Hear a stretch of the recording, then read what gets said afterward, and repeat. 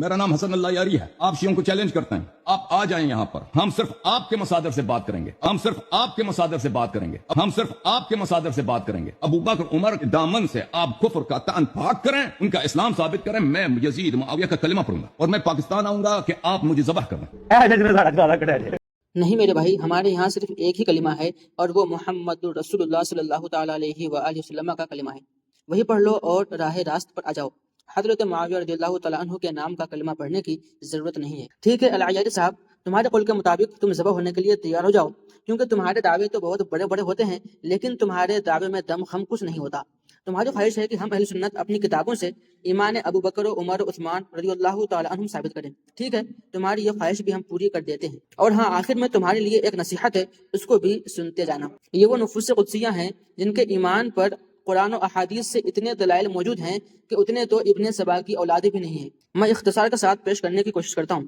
دیکھیے جامع ترمذی حدیث نمبر 3735. حدثنا محمد بن بشار و محمد بن المثنى قال حدثنا محمد بن جعفر قال حدثنا شعبة عن عمرو بن مرة عن ابي حمزة رجل من الانصار قال سمعت زيد بن ارقم يقول اول من اسلم علي. قال عمرو بن مرة فذكرت ذلك لابراهيم النخعي فانكره فقال اول من اسلم ابو بکر الصدیق. هذا حدیث حسن صحیح. حضرت ابو حمزہ انصاری فرماتے ہیں کہ میں نے زید بن ارقم رضی اللہ تعالیٰ عنہ کو یہ فرماتے ہوئے سنا کہ سب سے پہلے اسلام لانے والے علی رضی اللہ تعالیٰ عنہ ہیں. تو عمرو بن مرہ کہتے ہیں کہ میں نے اس کا ذکر ابراہیم نخعی سے کیا تو انہوں نے اس کا انکار کیا اور فرمایا کہ سب سے پہلے ایمان لانے والے حضرت ابو بکر صدیق رضی اللہ تعالیٰ عنہ ہیں. امام ترمذی رحمۃ اللہ تعالیٰ علیہ نے اس حدیث کو حسن اور صحیح کہا ہے. سب سے پہلے اسلام لانے والی شخصیت کون ہے؟ سیدنا علی المرتضیٰ کرم اللہ تعالیٰ وجہہ الکریم خود فرماتے ہیں کہ سب سے پہلے جس شخص نے اسلام قبول کیا وہ سیدنا ابو بکر صدیق رضی اللہ تعالیٰ عنہ ہیں. مسند احمد بن حنبل حدیث نمبر 19306.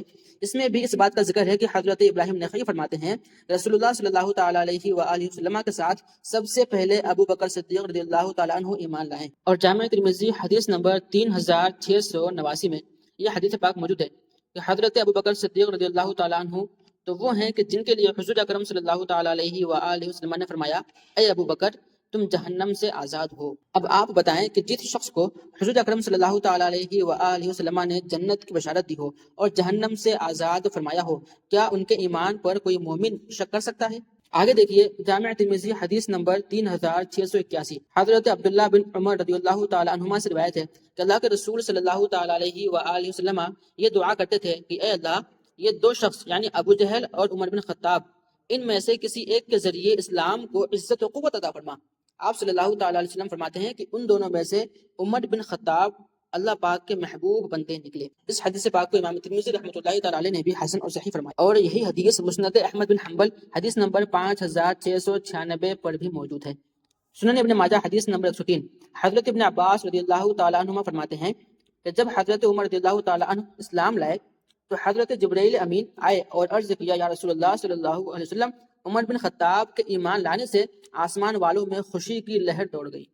اسی طرح سنن ابن ماجہ حدیث نمبر 104 میں حضرت ابی بن کعب رضی اللہ تعالیٰ عنہ سے مروی ہے کہ رسول اللہ صلی اللہ تعالیٰ علیہ وآلہ وسلم نے فرمایا کہ حق تبارک و تعالیٰ سب سے پہلے جس شخص سے مصافحہ کرے گا اور سب سے پہلے جسے سلام کہے گا اور جسے سب سے پہلے ہاتھ پکڑ کر جنت میں داخل کرے گا وہ عمر بن خطاب رضی اللہ تعالیٰ عنہ ہیں. اور یہ حضرات وہ ہیں جن کی اطاعت کا حکم اللہ کے رسول صلی اللہ تعالیٰ علیہ وآلہ وسلم نے دیا ہے، جیسا کہ جامع ترمذی حدیث نمبر 3662 پر موجود ہے.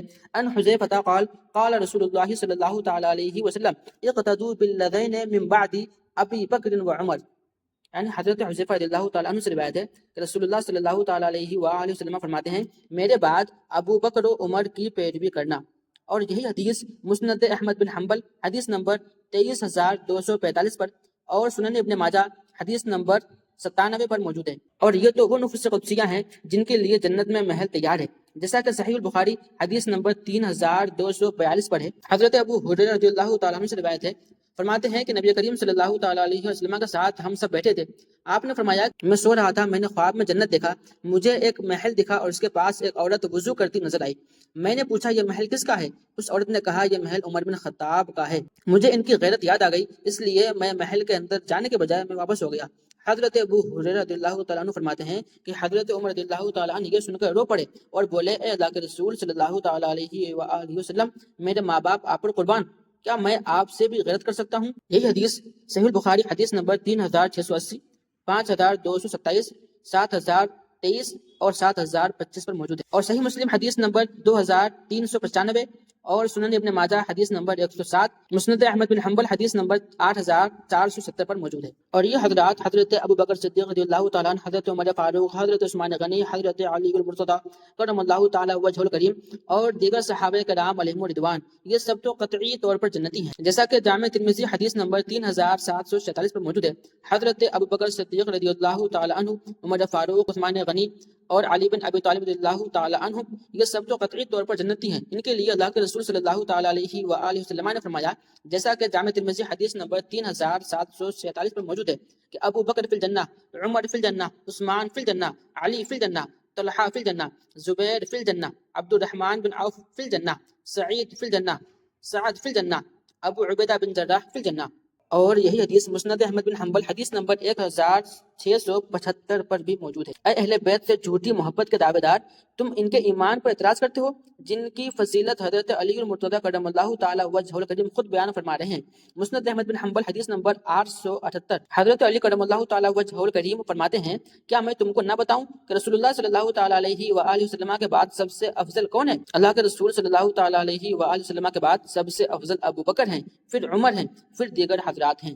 اسی طرح سنن ابن ماجہ حدیث نمبر 106، عبداللہ بن سلمہ فرماتے ہیں کہ میں نے حضرت علی کو یہ کہتے ہوئے سنا کہ رسول اللہ کے بعد سب سے افضل لوگوں میں حضرت ابو بکر صدیق ہیں، پھر ان کے بعد عمر ہیں۔ اور حضرت عثمان غنی رضی اللہ تعالیٰ عنہ تو عام الفیل کے 6 سال بعد مکہ مکرمہ میں پیدا ہوئے، اور حضرت عثمان غنی رضی اللہ تعالیٰ عنہ ان خوش نصیبوں میں سے ہیں جنہوں نے ابتدائی میں داعی اسلام صلی اللہ تعالیٰ علیہ وآلہ وسلم کی پکار پر لبیک کہا اور اسلام کو قبول کیا۔ اور حضرت عثمان غنی رضی اللہ تعالیٰ عنہ ہیں جنہوں نے ذو النورین کا لقب پایا، دنیا میں قرآن کریم کی نشر و اشاعت فرما کر امت مسلمہ پر احسان عظیم کیا اور جامع القرآن ہونے کا بھی اعزاز پایا۔ سنن ابن ماجہ حدیث نمبر 109 فرماتے ہیں کہ رسول اللہ صلی اللہ تعالیٰ علیہ وآلہ وسلم نے فرمایا، جنت میں ہر نبی کا ایک رفیق ہوتا ہے اور جنت میں میرا رفیق عثمان بن عفان ہے۔ اے اولاد ابن سبا، کیا تم رسول اللہ صلی اللہ تعالیٰ علیہ وآلہ وسلم کے رفیق کے ایمان پر شک کرو گے، ان کے ایمان پر دلیل مانگو گے اور زبان درازی کرو گے؟ خبردار، اگر اس سے تم باز نہ آئے تو خدا کی قسم جہنم کا عذاب برداشت نہ کر سکو گے۔ میں تمہیں ایک مشورہ دیتا ہوں کہ ان کے ایمان کی تم فکر نہ کرو، صرف تم اپنے ایمان کی فکر کرو کہ تمہارا کیا ہوگا، کیونکہ بس اس بات پر قصہ تمام ہے، صدیق کے دشمن پر جنت حرام ہے۔